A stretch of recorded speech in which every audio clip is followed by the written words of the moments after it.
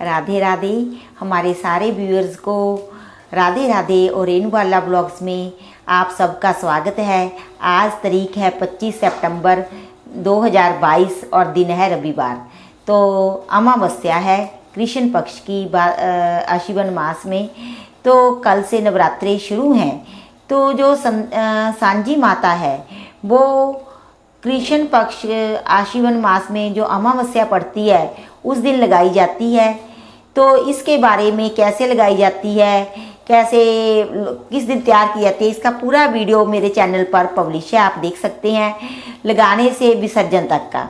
तो आज हम इसकी कथा के बारे में आपको बताएंगे। जो सांझी माता है इसे अलग अलग प्रांतों में, अलग अलग स्टेट्स में अलग अलग नाम से जाना जाता है। नॉर्थ में खासकर इसकी पूजा की जाती है, जैसे पंजाब, हरियाणा, हिमाचल प्रदेश, राजस्थान, यूपी, इन स्टेट्स में विशेषकर इस माता की संध्या के समय यानी कि शाम के समय पूजा की जाती है। कई लोग इसे सांझी बोलते हैं, कोई संध्या, कोई वरदायिनी दुर्गा माँ, कोई इसे माँ पार्वती जी के एक अलग स्वरूप में देखते हैं। तो मतलब तो सभी का एक ही है कि इन 9 दिनों में शक्ति की पूजा करना। तो कोई किस रूप में करता है, कोई किस रूप में करता है। तो ऐसा कहा जाता है कि जो सांझी माता है वो ब्रह्मा जी के मानस पुत्र पिप्पलम ऋषि की पत्नी सांझी थी। तो संध्या के समय कुमारी कन्याएं इसकी पूजा करती हैं, इसी कारण इसका नाम सांझी पड़ा। ब्रह्मा जी जो सृष्टि के रचिता हैं उनकी मानसी पुत्री संध्या भी इसे कहकर बुलाया जाता है। तो कुछ लोग इसे कुछ अलग रूप में देखते हैं, कोई किस रूप में देखता है। तो सबका भाव अर्थ तो यही है, उसके पीछे जो श्रद्धा है वो है शक्ति को प्राप्त करना, शक्ति की पूजा करना। तो इसके बारे में जो कथा है वो मैं आपको बताती हूँ। तो 2 तरह की कथा है। सबसे पहले हम जो ज़्यादातर प्रचलित कथा है सांझी माता के बारे में उसकी चर्चा करेंगे, उसके बारे में कथा कहेंगे। तो कहा जाता है कि किसी प्रदेश में एक दंपति रहता था। उनका गृहस्थ जीवन बहुत अच्छा चल रहा था क्योंकि घर में धन धान्य की कमी नहीं थी। पत्नी समझदार थी, धार्मिक विचारों वाली थी। दोनों का आपस में बहुत प्रेम था। घर उनका काम काज बहुत अच्छा था, व्यापार बहुत बढ़ फूल रहा था। घर में किसी चीज़ का भी अभाव नहीं था। परंतु उनकी जो गृहस्थ रूपी बगिया थी उसमें कोई पुष्प नहीं खिला था, कोई आंगन में किलकारियाँ नहीं गूंजी थी। मतलब कि उस घर की औरत की जो गोद थी वो सूनी थी। इसीलिए वो दिन रात चिंता में रहती थी और प्रभु भक्ति में लीन रहती थी। ऐसे ही करते करते दिन होता, सूरज भगवान उदय होते और शाम को अस्त होते। ऐसे करते करते उनके शादी के बाद 10 वर्ष बीत गए। तो जैसे जैसे समा दौड़ता जा रहा था वो सेठानी भी बहुत उदास रहने लगी। तो एक दिन आश्विन मास का महीना था, अमावस्या की तिथि थी। तो कोई महात्मा चलते चलते दोपहर के वक्त उनके घर के द्वार पर आए और भोजन करने की इच्छा व्यक्त की। तो जो स्त्री थी, सेठानी थी, वो धार्मिक विचारों वाली थी।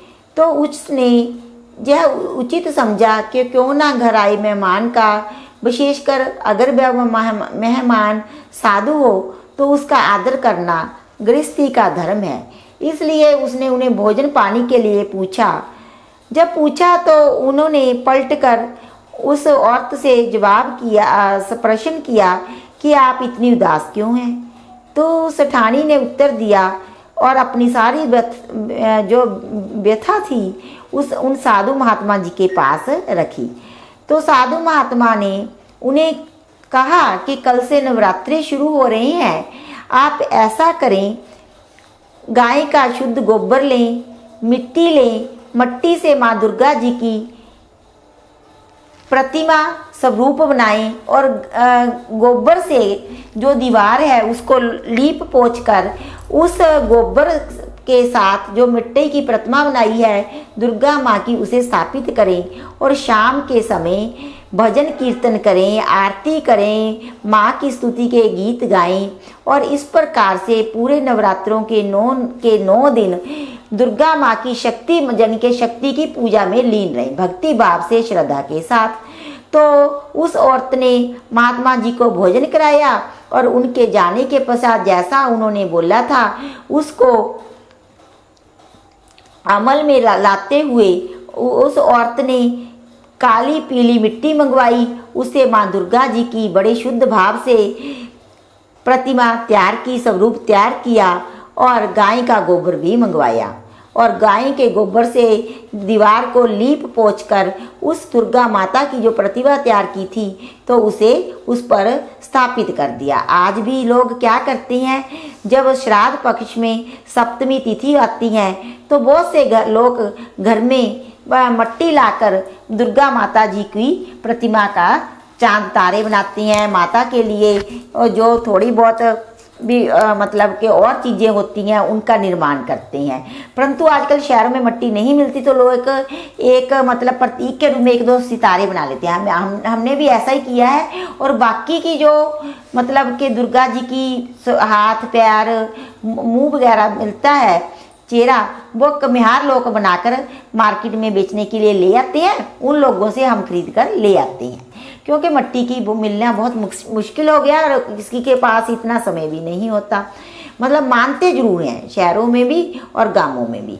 तो उस औरत ने ऐसा ही किया तो वही प्रथा तब से अब तक चली आ रही है। तो वो साधु महात्मा जी के कहे अनुसार बड़ी श्रद्धा भाव से नहा धोकर शाम को शुद्ध वस्त्र पहनकर साफ सुथरे वस्त्र पहनकर महापड़ोस के कुमारी कन्याओं को और औरतों को बुलाकर बच्चों को बुलाकर ले आती, भजन कीर्तन करती, माँ दुर्गा जी की आरती उतारती और भोग लगाती।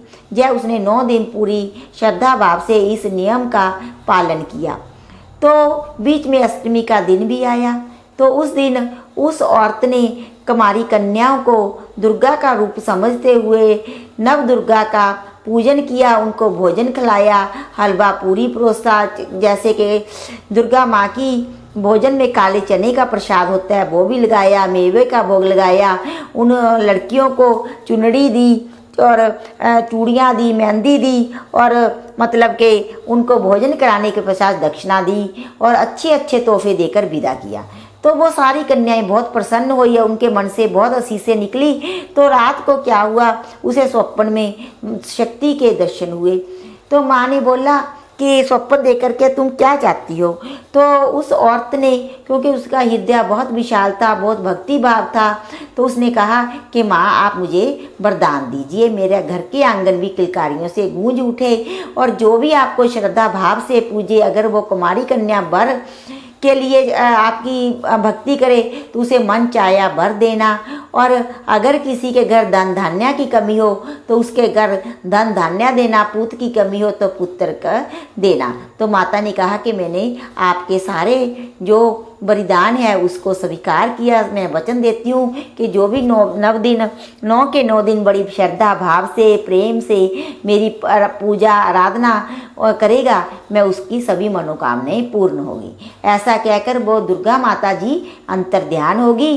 तो उसी दिन से उसे अगले दिन से गर्भ ठहर गया और क्या हुआ कि पूरे 9 महीने के पश्चात उसने एक पुत्र को जन्म दिया, यानी कि अगले नवरात्रा से आने से पहले ही वो औरत माँ बन गई। वो खुश रहने लगी और प्रत्येक वर्ष ऐसे ही सांझी माता लगाकर स्थापित करके अपने घर में पूजा आराधना करने लगी। तब से कहा जाता है कि ये प्रथा चल पड़ी और लोग अब भी उसी को परंपरा को जीवित रखे हुए हैं। अपने घर में 9 दिनों में बड़ी शुद्धता से पूरी सात्विक भाव से माँ की प्रतिमा का निर्माण करते हैं और पूजा करते हैं। और ये तो रही कथा की बात। और एक हमने ऐसा भी सुना है हमारे बुजुर्गों से कि जो पहले समय में सारे काम हाथ से किए जाते थे, तो हाथ से काम करने के कारण गाय भैंस भी पालते थे, खेती बाड़ी का काम भी करते थे, जो कूटना पीसना था वो भी घर में होता था।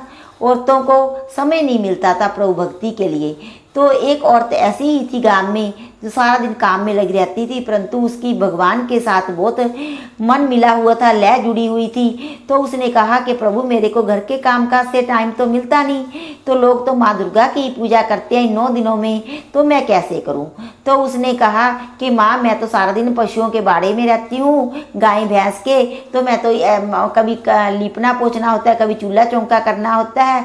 तो उसने क्या किया कि गोबर इकट्ठा करती और दीपार पर लगाती जाती, और जब चूल्हा चौंका करने लगी तो उसने माता का निर्माण कर लिया मट्टी से और उसे उस गोबर में लगा दिया।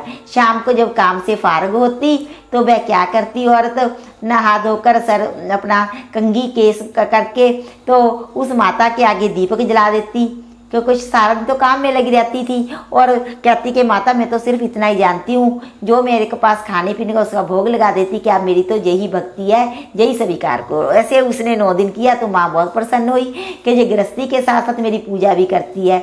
दिन में तो बेचारी को काम के कारण मतलब समय नहीं मिलता था। तो उसके घर वाले भी खुश हुए जब उसे मतलब देखा कि इतनी लगन है और घर में धन धान्य दूध पूत की कोई कमी ना रही, कि हमारी बहू तो बहुत ही मतलब कि एक नेक औरत है। तो तब से भी यही प्रथा चल पड़ी। कहते हैं कि औरतों को शाम को ही टाइम मिलता था, वो शाम में 9 दिन तो कम से कम भक्ति करती ही थी। तो जो भी कथा है मतलब कि पूजा भाव के साथ जुड़ी हुई है, तो जैसे माता ने उसकी मनोकामनाएं पूरी की थी, तो आप भी सभी लोगों ने जो दुर्गा के 9 दिन भक्ति पूजा करती हैं, कुमारी कन्याएं करती हैं, तो हमारी सबकी भी माता के आगे यही अरदास है कि सांझी माँ आप सबकी झोलियाँ खुशियाँ से भरें, सबके घर धन धान्य दूध पूत हों, और सभी श्रद्धा और भक्ति से प्रेम के साथ पड़ोसियों के साथ, क्योंकि इससे प्रेम भी बढ़ता है। मोहल्ले के बच्चे आते हैं, आरती करते हैं, आस पड़ोस की औरतें आती हैं, सब मिलजुल कर गीत गाते हैं, और एक प्रकार से प्रेम भी बढ़ता है और मनोरंजन भी हो जाता है। 9 के 9 दिन घर में बड़ी रौनक लगी रहती है। छोटे छोटे बच्चे आते हैं, तो सोचा भी जाता है दिन में कि क्या प्रसाद लगाएं। बच्चे पूछते हैं कि कल को आप क्या प्रसाद लगाओगे माता को, तो भोग के लालच में बच्चे भी इकट्ठे होते हैं, खूब नाचते हैं, गीत गाते हैं। तो उसका वीडियो भी हम पब्लिश करेंगे कि देखिए कितनी चहल पहल होती है इन 9 दिनों में। तो इस प्रकार से माता सबकी खुशियाँ भरे, सबके घर में मंगल करे और सबको आशीर्वाद प्रदान करे। ये सांझी माता की कथा थी।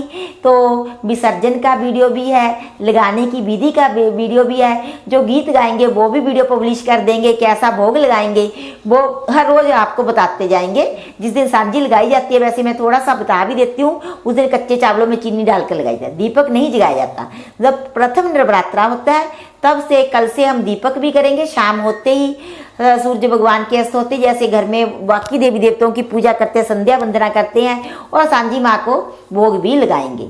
आप किसी भी चीज़ का, मीठी चीज़ का प्रसाद माँ को लगा सकते हैं, फलों का, मेवों का, मिठाई का, घर में बनाए हुए चूरमे का, गेहूं के आटे के चूरमे का, हलवे का, जो भी घर में जैसी भी आपकी श्रद्धा हो, अपनी आपके पास जैसी भी पहुँच हो, माँ ने जो भी आपको प्रदान किए हैं उसमें से थोड़ा माँ को भी अर्पण कीजिए।